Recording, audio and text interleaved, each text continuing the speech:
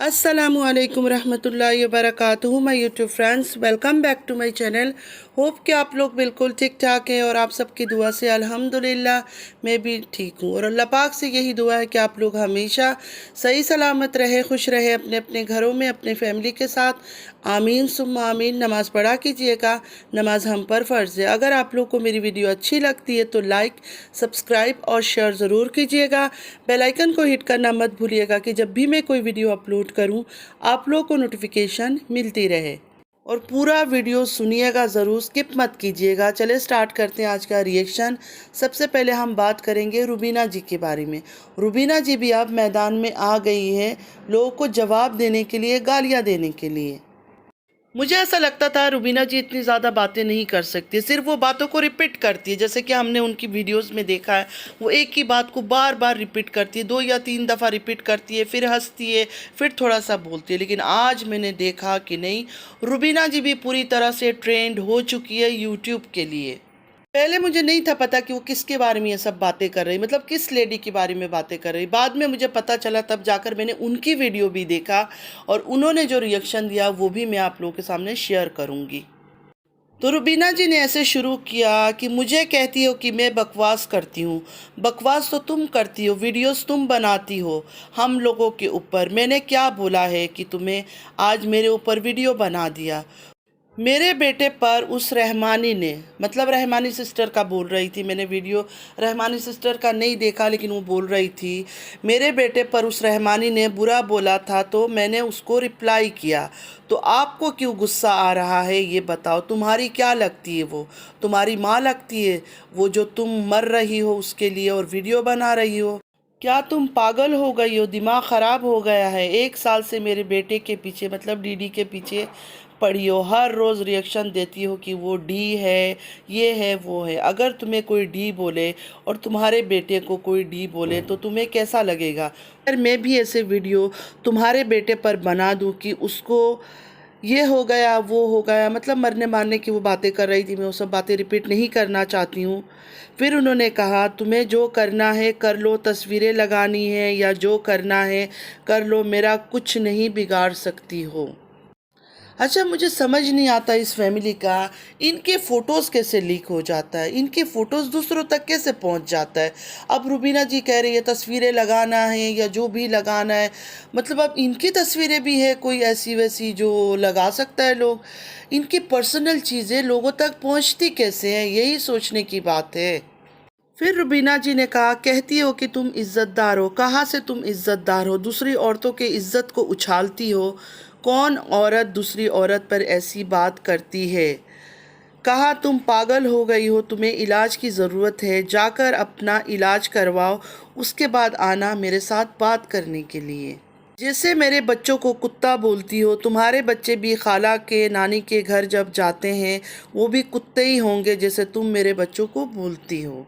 अच्छा, यहाँ मुझे एक बात समझ नहीं आती, किसी के बच्चे को कुत्ता बोलना, ये सब बोलने की क्या ज़रूरत है? रिएक्शन देना है, हम तरीके से भी तो रिएक्शन दे सकते हैं। किसी के बच्चे को क्यों बोलना? मतलब कोई भी माँ सुनेगी उसको बुरा तो ज़रूर लगेगा।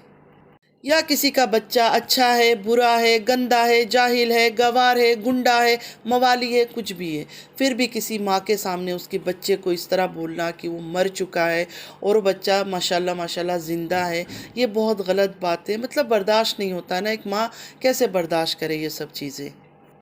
फिर थोड़ा रुबीना जी ने कर्ज किया, बद्दुआ दिया कि तुम्हारे बेटे को भी ये हो जाए, वो हो जाए। खैर, मैं वो सब बातें रिपीट नहीं करना चाहती हूँ। किसी की औलाद पर भी इस तरह की बातें नहीं करना चाहिए। अगर किसी ने आपके बेटे के लिए गलत बात बोला था, अल्लाह पर छोड़ देती। क्या उसके कहने से आपके बेटे को कुछ हो जाएगा? आपको ऐसा लगता है? नहीं, ऐसा कभी नहीं होता है। जितनी ज़िंदगी हमारी औलाद की अल्लाह ताला ने रखी है ना, उतनी ही ज़िंदगी हमारी होगी। किसी के कहने से रत्ती भर भी फ़र्क नहीं पड़ता है। फिर रुबीना जी ने सवाल किया तुमने कब मुझे देखा था कि मैं भाग गई थी? तो यहाँ मैं कहूँगी कि रुबीना जी, आपकी अपनी औलाद, अपने बेटे ने भी बहुत सारी बातें कहा था यूट्यूब में आपके बारे में, आपके पास्ट के बारे में। और आपकी जो बेटी है, जिस बेटी के साथ आप रहती है, उसने तो डिटेल्स में सब बताया था यूट्यूब फैमिली को, आपके पास्ट के बारे में। उसी टाइम हम लोगों ने एतराज़ किया था, वीडियोस बनाई थी कि अपने बारे में बताना था, बता देती। हालांकि अपने बारे में भी बताना नहीं चाहिए था यूट्यूब को, लेकिन उसको अच्छा बनना था, नेक दिखाना था, इनोसेंट बनना था, इसलिए बोला। तो कम से कम अपनी माँ की पास्ट के बारे में ना ही शेयर करती तो अच्छा था। आपकी जो बेटी है ना, जिसके साथ आप रहती हो, उसको अचानक ऐसा बुखार आता है अच्छी बनने का, भोली बनने का, बच्ची बनने का, 22 साला बनने का, कि कुछ ना कुछ आकर यूट्यूब में करती है, बोलती है कि कंट्रोवर्सी क्रिएट हो। तो ख़ुद के लिए तो उसने बोला बोला, साथ आपको भी बदनाम करने में कोई कसर नहीं छोड़ा। हकीकत में तो अपनी गुनाहों की जो तौबा है ना, इंसान अल्लाह से करता है, अल्लाह से माफ़ी मांगता है। दुनिया वालों के आगे अपनी राज खोलकर दुनिया वालों को नहीं बताता। लेकिन उसको खैर इनोसेंट बच्ची 22 साल है ना, 22 साल बनना था, तो उसने अपने बारे में तो चलो कहा, समझ आया। आपके पास्ट के बारे में क्यों उसने कहा, मुझे वो बात बिल्कुल समझ ही नहीं आया। तो ये सब जो लोग आज आपके पीछे बातें कर रहे हैं, भाग गई थी, ये हो गया था, वो हो गया था, ये सब आपकी अपनी औलादों की बदौलत है, या आपकी औलादों ने आपको गिफ्ट दिया यूट्यूब में। अच्छा, जो रुबीना जी की बेटी है ना नैना, उससे सख्त मुझे इरिटेशन होती है। एक टाइम पे मुझे ये इतनी प्यारी लगती थी, मैं बता नहीं सकती हूँ। इसकी वजह से मैं इनकी वीडियोस देखती थी, जो भाई बहन का प्यार था। इसका चेहरा भी एक अलग मासूमियत था उस टाइम पर। आजकल तो मेकअप थोप थोप कर आ जाती है और कहती है नहीं मैंने सिर्फ ब्लश लगाया, फाउंडेशन से फुल मुंह को भरा हुआ होता है। ये नैना उम्रा करके आई है, प्रेग्नेंट है ये। इसको चाहिए था अल्लाह का शुक्र अदा करती, अल्लाह की तरफ रुजू करती। अभी तक वो हराम आई लैशेस जो हराम है, जिससे ना वज़ू होता है ना नमाज होता है, आज तक इसकी आँखों में वो कचरा चीज़ लगी हुई है। मुझे ऐसा लगता है ये नैना जितना स्माइल दे देकर यूट्यूब में बातें करती है, अंदर से उतनी ही जहरीली है, बिल्कुल सही नहीं है। अगर सही होती तो कोई ना कोई तो इसको कहता होगा कि ये लैशेस वगैरह उतारो। क्या है इस लैशेस में जो ये लैशेस लगा के रख रही है? मतलब फ़र्ज़ नमाज इसने छोड़ा हुआ है। अभी तो इसके पास कोई बहाना भी नहीं है कि नमाज नहीं पढ़ना है, 7 दिन का ब्रेक है, अब तो कुछ भी नहीं है। तो ये क्यों लगा के रखती है लैशेस को? इसको खुदा का खौफ नहीं है, कुछ नहीं है। और सलमा जो इसकी चहीती है, इतना प्यार करती है सलमा इसको, सलमा भी इसको नहीं बोलती है। सलमा तो बहुत दीनदार है ना, और सलमा की तो बहुत दिल के करीब है ये। सलमा को भी चाहिए इसको समझाए कि ये जो गंदा कचरा चीज़ अपनी आंखों में लगा के घूम रही हो, जिससे नमाज भी नहीं होता है, इसको उतार दो। कोई इसको कम से कम आप कॉल में डेली बातें करती है, वीडियो कॉल करती है, इसको क्यों नहीं आप समझाती है कि ये गंदगी अपनी आंखों से निकालो? मुझे लगता है अपनी माँ की तो बात ये मानती नहीं है, और शौहर का तो अपने जूते में रखा हुआ है। वो हमें नज़र ही आता है वो किस तरह इसकी बातें सुनता है, किस तरह उसकी ऑर्डर और हुक्म पर चलता है। सिर्फ तारा का शौहर ही नहीं है, इसका शौहर भी सेम है। पे उठता है, बैठता है, सोता है, जागता है, उसके ऊपर आवाज़ ही नहीं निकाल सकता है।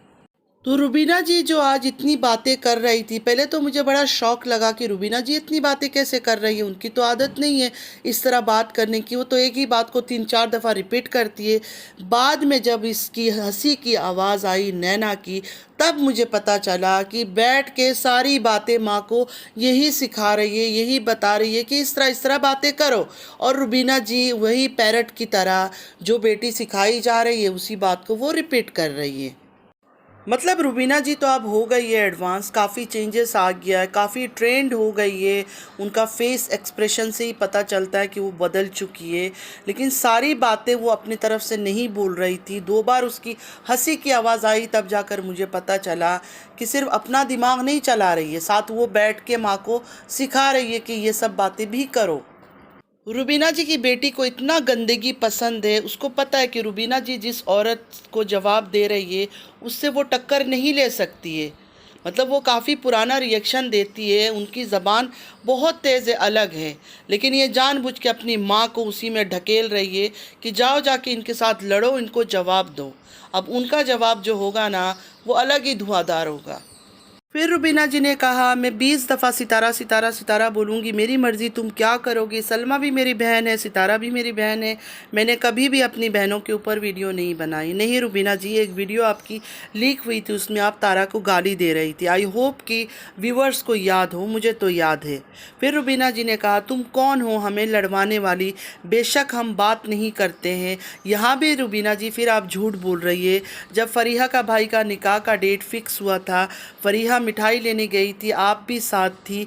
उस दिन मिठाई लेकर पूरी फैमिली आप लोग तारा के घर गए थे। आप लोगों के छुपाने से क्या होगा, कई बार आप लोगों की अदाकारी नाकाम हो जाती है रुबीना जी, क्योंकि जो देखने वाले हैं या जो आप पर रिएक्शन देते हैं वो भी दिमाग रखते हैं। सिर्फ अल्लाह ताला ने आप लोगों को दिमाग नहीं दिया है।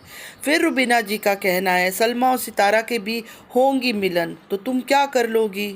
मतलब उनसे वो सवाल कर रही है। अरे रुबीना जी, वो क्या कहेंगी या नहीं कहेंगी, मैं कहती हूँ जल्दी मिलन हो जाए, जल्दी सुलह हो जाए दोनों बहनों की, दुनिया के सामने। ऑफ कैमरा तो लोग ठीक ही है, लेकिन दुनिया के सामने भी इनका मिलन हो जाना चाहिए। अब वो सिस्टर जिन पर आप रिएक्शन दे रही है, पता नहीं वो क्या चाहती है, इनका मिलन हो या ना हो, मगर मैं दिल से दुआ करती हूँ कि दोनों साथ में दिखे, इनका मिलन हो जल्दी, कि दुनिया का मुंह बंद हो, सच दुनिया के सामने आए। अब बात करेंगे शब्बो जी के बारे में। रुबीना जी की इस रिएक्शन वीडियो के बाद उन्होंने भी अपना रिएक्शन दिया। उन्होंने कुछ इस तरह बात कहा रुबीना जी को कि पहले तुम लोगों ने प्लान के मुताबिक सितारा को बदनाम किया और अब जाके उसकी गोदी में बैठने की कोशिश कर रही हो, लेकिन अब तुम लोगों को सितारा मुंह नहीं लगाएगी। और तुम ज़्यादा बोली तो जो जो तुमने अपनी बहुओं और बेटों के बारे में बताया था सब लाऊंगी यूट्यूब के सामने। बेटों से प्यार का ड्रामा करती हो, असल में बहुत नफ़रत करती हो अपनी बेटों से।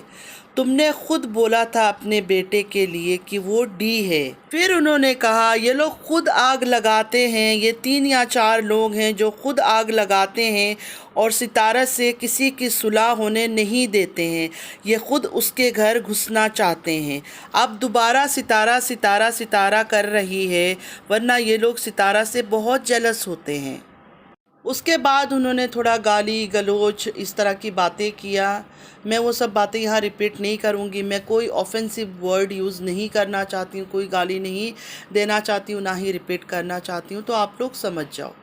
ये भी धमकी दिया उन्होंने कि अब पीछे की सारी बातें सामने आएंगी वाईटी पर। उनका कहना है सितारा को, उसकी माँ को, सलमा को, सबको लड़वाने में ये माँ बेटी का हाथ है। फिर उन्होंने थोड़ा सा बातों को चेंज कर लिया, क्योंकि उनको ख्याल आ गया होगा कि जो नैना है वो सलमा की फेवरेट है, सलमा की बड़ी प्यारी लाडो है। तो उन्होंने ये कह दिया कि माँ के बारे में तो मुझे पता है, बेटी के बारे में मुझे ज़्यादा नहीं पता, मतलब नैना के बारे में मुझे ज़्यादा नहीं पता। तो बुरा मत मानिएगा शब्बो जी, मैं ये कहना चाहती हूँ कि नैना के बारे में आपको कैसे नहीं पता। नैना तो पहले दिन से इस ड्रामे की लीड हीरोइन है, नैना से ही सारी कहानी शुरू हुई है। जो ये जेड वाला कहानी शुरू हुआ तो नैना से ही तो शुरू हुआ था, आपको कैसे नहीं पता ये बात। जो जेड का कहानी शुरू हुआ था यूट्यूब पर, उसके गवाह तो सिर्फ नैना और नैना के हस्बैंड थे, बाकी तो कोई भी नहीं था, और ये बात हम सबको पता है। फिर उनका कहना है तारा और सलमा की माँ ने इन लोगों को दरवाज़े से भगाया था। खैर बेटी को नहीं दरवाज़े से बाहर निकाला ना भगाया था, बार बार वो बेटी को क्लियर करती रही कि बेटी का मुझे सच में नहीं पता, मतलब नैना का उनको नहीं पता। कमाल की बात है, हम न्यू यूट्यूबर है, सिर्फ साल हुआ यूट्यूब में आए, नैना का सारी बातें हमें पता चल गई है। और शब्बो जी इतनी पुरानी यूट्यूबर है, उनको नैना के बारे में नहीं पता। वो बार बार नैना को क्लियर कर रही थी, इसलिए क्लियर कर रही थी, क्लीन चिट दे रही थी कि नैना के बारे में मुझे ज़्यादा ख़बर नहीं पता, क्योंकि सलमा को सपोर्ट करती है। और जो सलमा को सपोर्ट करते हैं आप सबको पता है, वो नैना के बारे में कुछ नहीं बोलते, वो सारे नैना को बच्ची, नादान, मासूम कहते हैं। तो मैं शब्बो सिस्टर से कहूँगी कि नैना को ही गेट से अंदर जाने नहीं दिया था, ये बात तो नैना ने रो रो कर दुनिया को सुनाया था, वीडियो भी अपलोड किया था इस टॉपिक पर। आपने कैसे मिस कर दिया वो ब्लॉग? वरना नैना ने तो रो रो कर समुंदर बहा दिया था कि नाना ने आकर उनको गेट से ही भगा दिया, अंदर तक जाने नहीं दिया। पर रुबीना जी अंदर गई थी, मिली भी थी अपनी माँ से। हाँ, उनकी माँ ने उनको लिफ्ट नहीं कराया था, पर भगाया नहीं था। घर के अंदर वो गई भी थी और मिली भी थी। और उनकी कुछ बातें सुनकर मुझे इतनी हंसी आ रही थी, हंस हंस के मेरा बुरा हाल हो रहा था। मैं किसी से शेयर भी नहीं कर सकती थी घर में कि हो रही हूँ, क्योंकि मैं वाईटी की बातें अपने बच्चों के साथ बिल्कुल डिस्कस नहीं करती हूँ। किसी बारे में यूट्यूब का उनसे मैं बात नहीं करती हूँ। तो बस मैं अकेले हंसी जा रही थी। बच्चे अब सुने कि मुझे हंसी क्यों आ रही थी। वो सितारा को बोल रही थी कि पैसे तो इतना ज़्यादा है तुम्हारे पास, पिज़्ज़ा खाकर उड़ा देती हो, कभी लिफ्ट फिल कर लेती हो, थोड़े पैसे इस गरीब के पीछे लगाकर इसकी भी प्लास्टिक सर्जरी करवा दो। मतलब रुबीना जी की, इसकी जो खूबसूरती कभी नहीं थी वो आ जाए इसके पास। फिर कहने लगी, बड़ी आई मेरा इलाज करवाने वाली, पहले तू अपनी मुंह का इलाज करवा, जो तेरे सौतेले बच्चों ने तेरा मुंह खराब किया है, बाद में आना मेरा इलाज करवाने। उम्रा करके आई है और लिपस्टिक लगाकर घूमती हो, मरना तो तुम्हें चाहिए। फिर एक लंबा लिस्ट मरने मारने की, वो सब बातें मैं नहीं करूँगी। बद्दुआ देना, कर्ज करना, अल्लाह पाक सबको हिदायत दे, आमीन सुम्मा आमीन। रिएक्शन देते हुए प्लीज़ सब बहनों से रिक्वेस्ट है, कम से कम बद्दुआएं ना दिया करे, कर्ज ना किया करे। रिएक्शन दे, किसी को बात करे, लेकिन इतना बद्दुआ देना, ये मर जाए वो मर जाए, बिल्कुल सही बात नहीं है। उसके बाद उन्होंने जी भर के अच्छी अच्छी बातें किया इन माँ बेटी के बारे में। अस्तगफिरुल्लाह अस्तगफिरुल्लाह, बोलना नहीं चाहिए। मैं तो ये कहती हूँ कि नैना ने जानबूझ के अपनी माँ को गाली खिलवाया, अपनी माँ के बारे में बुरी बातें करवाई। जब इसको पता था कि शब्बू जी इस तरह का ही रिएक्शन देती है तो उनको छेड़ने की ज़रूरत ही नहीं थी, खामोश रह जाते, बात ख़त्म हो जाती।